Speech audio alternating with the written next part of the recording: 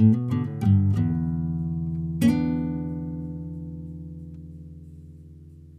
sports fans, and welcome back to Sports on the Spot. My name is Willie Charger. Today I'll be joined by Nick James, and later on, Ronnie and Lenny are going to join us for their rundown and lowdown on the sports world. There has been a lot going on in the sports world the last few weeks. The main topic, of course, going on these days is Major League Baseball and the pennant race heating up, and also, of course, the National Football League getting ready to gear up for the start of their season.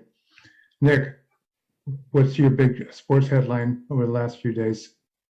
Well, I saw the unveiling of the college kid's selection of where he wanted to go, where the dad's like, he's a lazy kid, but he works hard and he's going to make Oregon proud. And he just ruined the whole thing for him.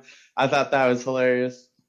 Yeah, it's pretty bad to have your dad call you lazy in front of the whole planet. That was pretty sad, but hope he has fun in Oregon. As for me, my big sports takeaway, it actually happened earlier in the week, involved our local Santa Barbara Foresters amateur baseball team. In case you don't know, the Foresters won their second consecutive NBC World Series championship. That's National Baseball Congress, in case you don't know. That was played over in Wichita over the last few days. The Foresters dominated the tournament. They outscored their team, the other teams 52-11. They went undefeated, won all 5 games. Second time since in the last 10 years that they won back-to-back NBC championships. So hats off to the Foresters led by their guru, Bill Pintard. Well, I could talk about the Foresters all day, but I want to give some time to Lenny for him to do his lowdown. So take it away, Lenny.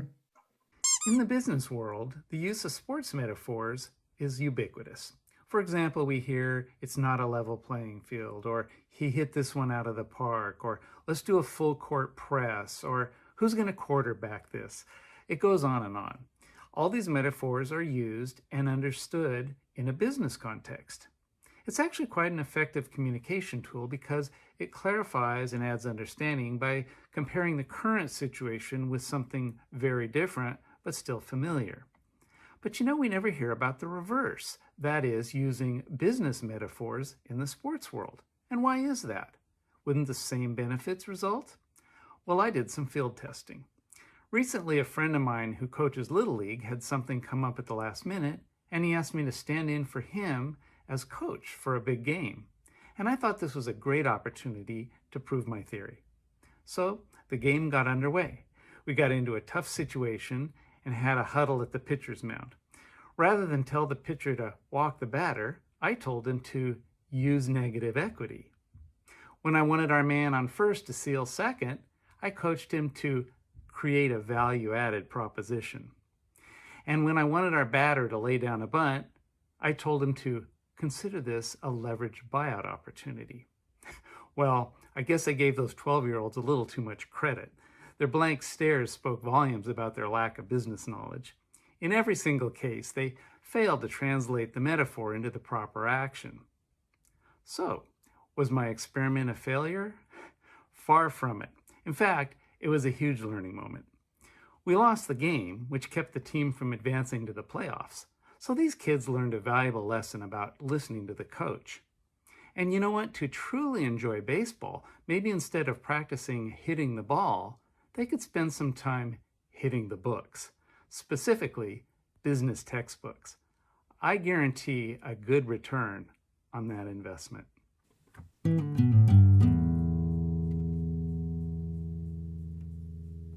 Well, thank you for that, Larry. As usual, you hit the ball out of the park with your lowdown. So happy that you're with us. I wanted to talk a little bit about Major League Baseball. I'm a little bit worried these days because the wheels seem to have fallen off my San Diego Padres as they've gone on a recent losing streak and are now no longer in the playoff hunt. If the playoffs were to start today, in fact, the Padres would not be playing. Things were so bad that they actually went out and fired their pitching coach today. Apparently, you can't fire the players, so they said, let's get rid of this guy, Larry Rothschild. He's been with them for a couple of years. Nick, seems like pitching seems to be a problem with the Padres these days. Can you see anything else that's going on with them? Well, it's we have Tatis back. He's been out a few times, even though he's up there with home runs. I think just having him out makes a big impact as just kind of a leader on the field, a leader in the clubhouse. Probably someone, anytime he steps up to bat, you have hope that he's going to make it happen for the team. So it might be too little too late at this point. They're going to have to go on a big streak to stay alive. And I'm really bummed that they're slipping. We can't forget that we have three of their starters that are on the injured list. Yu Darvish, Chris Paddock, and Denison Lamet. They're one of their top pitchers, also reliever Drew Pomeranz. He's also on injured list.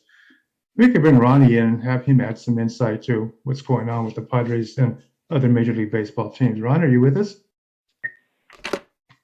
Hey guys, I'm here. Yeah, the Padres are having a rough time, and they got so many pitchers on the injured list.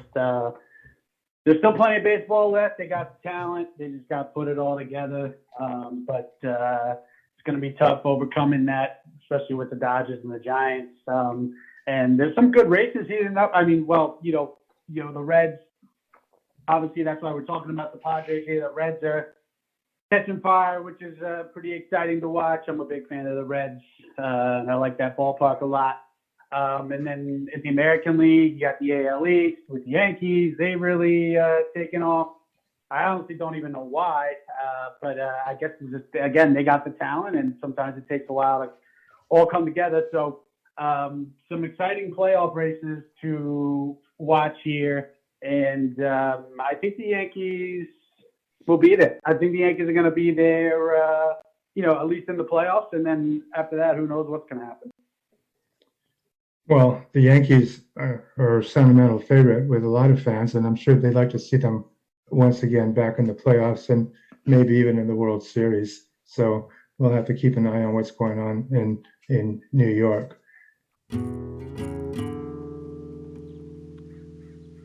All right, we're back. And I wanted to spend some time talking about the NFL. There's some quarterback controversies that have been happening with some of the teams. And in Chicago, Nick, I was going to be asking you what's going on there.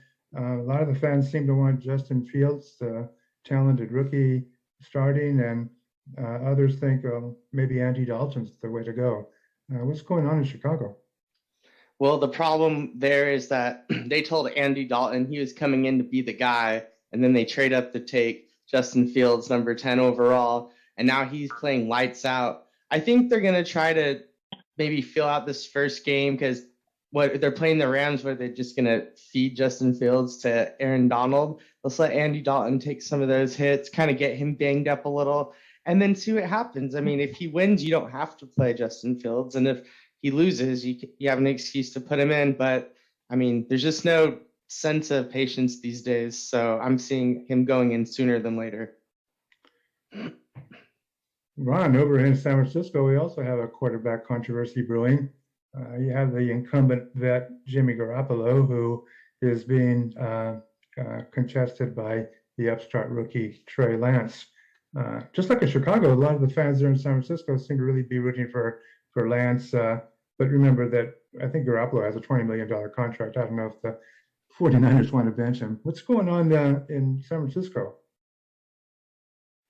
Well, to be honest with you, I don't really know what's going on. And, drafting a quarterback with such a high pick when you do have a quarterback with such a high contract is kind of a odd move to make. The 49ers have made a statement that Trey Lance is the quarterback of the future, whether that's been said outright or not, just by making that draft pick.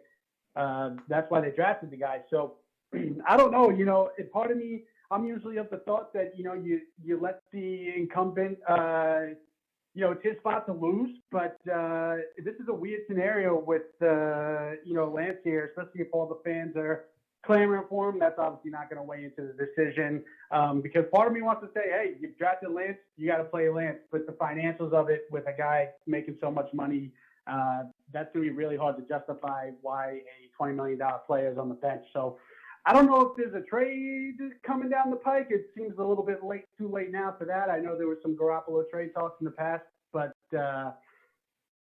I would not be surprised with the way Shanahan does things. We may see both guys throughout the season. This could be an audition for both of them.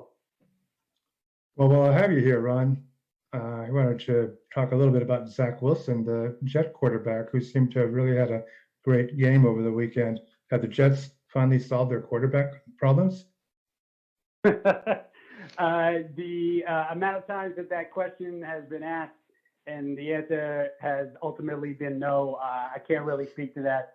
I hope so. I'm not even a Jets fan, but I do take an interest. That's one of the hometown teams.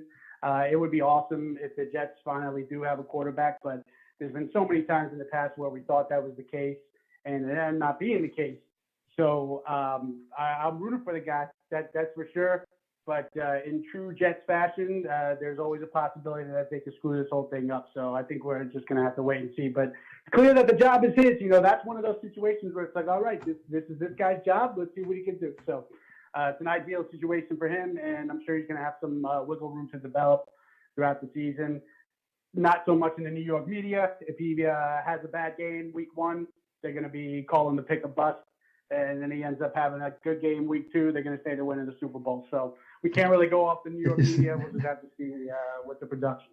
It's funny how we spend so much time talking about these meaningless preseason games that aren't going to be worth even remembering in about two or 3 weeks. But yeah, here we are doing it as if we know what's going to happen. Well, we could talk some more about the NFL, but I know that Ron has a lot to say on his rundown. So let's take it away, Ronnie. All right, what's going on, guys? Hope everybody's doing all right. I'm doing okay. I'm over here drinking a juice cleanse, freaking by the doctor. I got some blood work back. Apparently, I don't know, chicken palm sandwich for every day for breakfast past 30 years, I guess ain't working out. I thought you just, you eat it, you work all the carbs off, throughout the day. That's what my buddy Paulie Paulino said to do, and, he's fine. He collects workers' comp and drinks Sambuca at the dog track all day, so he's good. I don't know what the problem is, but I figure we talk some NFL division winners today. We'll probably be looking at some more stuff as the weeks leading up to the NFL season go, but I figured I'd give you some thoughts, not necessarily any locks or picks, although, I may take some of these, but we'll go down the list. NFC South, Saints 4-1. I know you obviously got to deal with the Bucks, but it's better value to take the Saints. I don't think they're a bad team, and I like their quarterback options, what they got going on there. NFC East, Giants 5-1. You're going to say I'm biased. I may be. Not saying they're going to win the division, but I think they should be a little bit more, closer in terms of their odds to win as like the Cowboys or the football team or whatever they're called. So I don't know. I think the Giants are worth a shot there. They got a good defense. Who knows with Daniel Jones? He may stink. He may be good. This is the year to find out. Packers in the NFC North. We'll forget about that. We'll do Packers. NFC West. I like the Rams 2-1. That's going to be a tough division. That's a really tough division. And but with Stafford and McVay, I think McVay is licking his chops. He's fine. He got a quarterback, and who knows what kind of crazy stuff they're going to do. AFC South, really don't care. Who cares about the AFC South? AFC East, the Bills are a lock. Probably nothing. You could take the Patriots. You never know what Belichick's going to do, but I probably wouldn't take anything in there, but I'm sure the Bills are going to win that. AFC North is a good one. That's a tough one with, the Browns are loaded. Ravens are always good. I think the Steelers are still good, and they're 4-1 when the other ones are, 2-1. So I think the Steelers are worth a shot. And the AFC West, I don't know. It's stupid. Like the Chiefs are so heavily favored. I don't know. Give me the Broncos 6-1 and see what happens. So we'll talk about it again. I'm sure. Good luck and see you soon. Thanks, Ronnie. Well, it's time now to talk about what you want to talk about, or at least one of you. As always, there were a ton of questions submitted, and this week we selected one from one of our favorite fans, Captain Fat Cheek 61. Very cool guy. And his question is, who do you think should start for the Saints? Now, that one, I got to tell you, is right in my wheelhouse, and I have a strong opinion, but I'm curious to hear what you guys have to say first. Well, in New Orleans, you do have this mini controversy between Jameis Wilson and of course, the guy Jason Hill. Winston showed that he can do it. He played pretty well when he was playing for the Buccaneers way back in the day. And as long as he avoids turnovers and doesn't throw the interceptions, I think that he'll be the guy that spends most of the time as starting quarterback for the Saints. Yeah, you mentioned those turnovers, but I mean, he threw 30 picks to 30 touchdowns. That's something I'd be really worried about when you go from your boy Drew Brees, who's really good with the ball, throwing and not fumbling and not turning it over, to a wild card like that. I mean, that's not what the Saints are about. I think Taysom has a good chance, but I see them. They paid him a lot to keep him on as a gimmick guy. I think they wouldn't have brought in Jameis if they really wanted Taysom, but it's really a toss up. I think similar to what you mentioned and what Ronnie mentioned about the Niners, that we could see kind of maybe both of them being used throughout the season. Well, yeah, and I think I think that's what's going to happen with the Saints too. I mean, if you're a coach, you're trying to utilize all the talent that you have, and when you think of it this way, if Taysom Hill gets the job, Jameis Winston isn't seeing any playing time.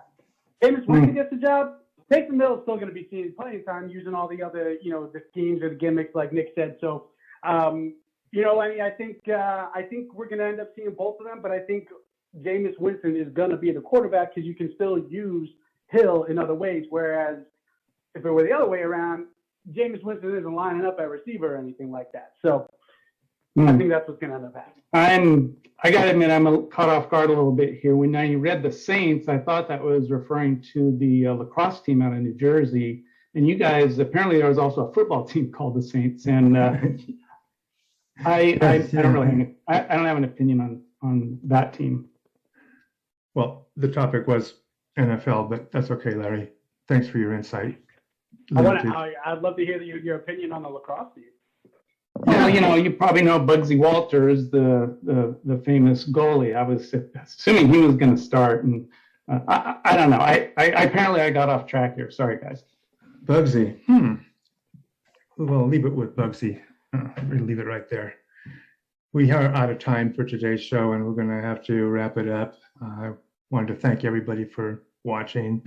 Reminding everybody to subscribe, comment, like our show if you have a chance. If you have any questions to submit to this team, you can just submit them to the sportsonthespot@gmail.com, or else just ask the question in our YouTube channel. We'll get back to you right away. Once again, that's going to be it for today's show, and we'll see you all next time.